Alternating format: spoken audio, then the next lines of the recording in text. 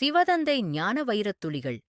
இனிமையான குழந்தைகளே, எந்த சிவனுக்கு அனைவரும் பூஜை செய்கின்றனரோ அவர் இப்போது நம்முடைய தந்தை ஆகியிருக்கிறார். நாம் அவருக்கு முன்னிலையில் அமர்ந்துள்ளோம். தங்களின் கர்மங்களுக்கான தண்டனையை கர்மபோகத்தின் ரூபத்தில் அனுபவித்தே ஆக வேண்டும். கர்ப்ப ஜெயிலிலும் கூட தண்டனை அனுபவிக்க வேண்டியதிருக்கும். நீ இன்னின்ன பாவங்கள் செய்திருக்கிறாய். ஈஸ்வரிய கட்டளைப்படி நடக்கவில்லை. அதனால் இந்த தண்டனை என்ற காட்சி கிடைக்கும். சரீரமோ பாட்டை நடிப்பதற்காக கிடைத்துள்ளது.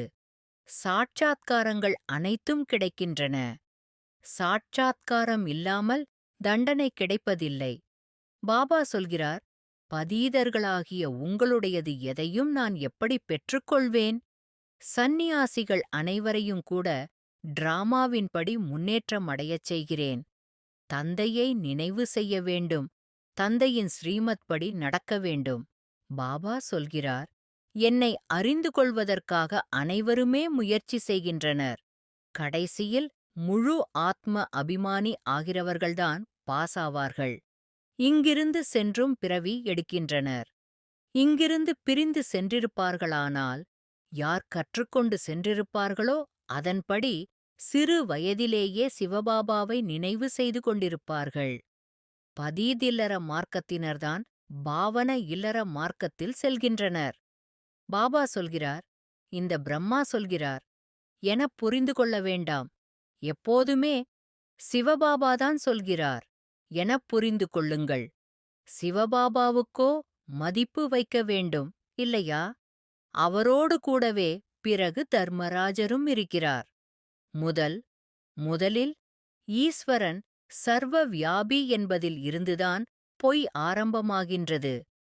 பாபாவின் போதனைகளை தாரணை செய்து நல்ல குழந்தையாக ஆக வேண்டும். தூய்மை என்பது பிராமண வாழ்க்கையின் விசேஷ பிறவியின் விசேஷமாகும். தூய்மை உங்களுடைய வாழ்க்கையின் வரதானமாகும். நல்லது. சிவதந்தை தந்த வரதான நினைவின் பிராப்தி. Manifestation of this day. Om Shanti. இனிமையிலும் இனிமையான அன்புத் தந்தையே, உங்கள் நேரடி பாலனையில் இருக்கும் ஆத்மா நான். அனுதினமும் நீங்கள் தரும் ஞானத்தின் ஆதாரத்தில் ஆன்மீக கல்வி பயிலும் பாக்கியத்தை பெற்றிருக்கின்றேன்.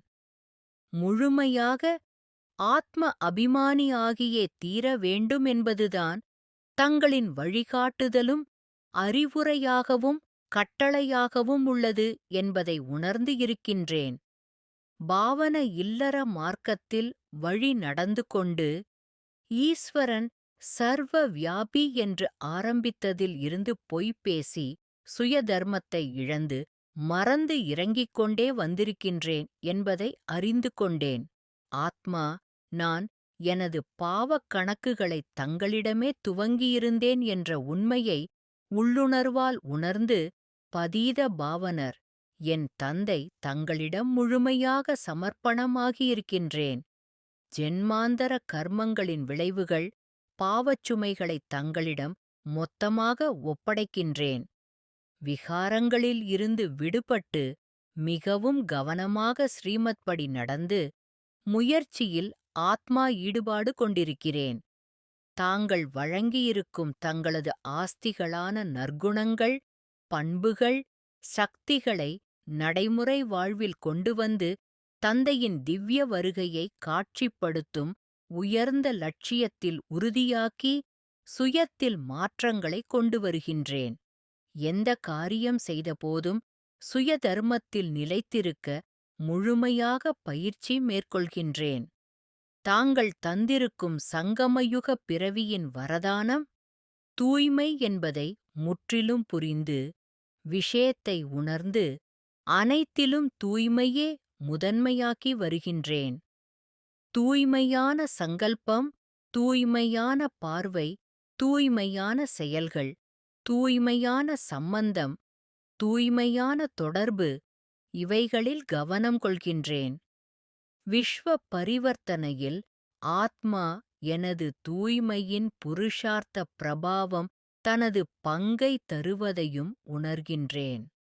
ஏகாந்தவாசி ஆகி ஒரே தந்தையுடன் மட்டும்தான் உறவுகளையும் சம்பந்தங்களையும் தொடர்புகளையும் கொண்டிருக்கும் பயிற்சியில் வெற்றி பெற்று வரும் ஆத்மா தந்தையின் துணையோடு இணைந்த ரூபமாக உள்ளேன். சதாகாலமும் துணையாக இருந்து உதவிகளை தந்து கொண்டிருக்கும் தந்தை உங்களுக்கு எல்லையற்ற நன்றிகள். பாபா, நல்லது. மன்மனாபவ. தன்னை ஆத்மா என உணர்ந்து ஆத்மாவின் தந்தையான பரமாத்மாவை அன்போடு நினைவு செய்தால் ஆத்மாவில் இருக்கும் 63 ஜென்மங்களின் பாவ கர்மங்கள் அழிந்து போகின்றன. ஓம் சாந்தி.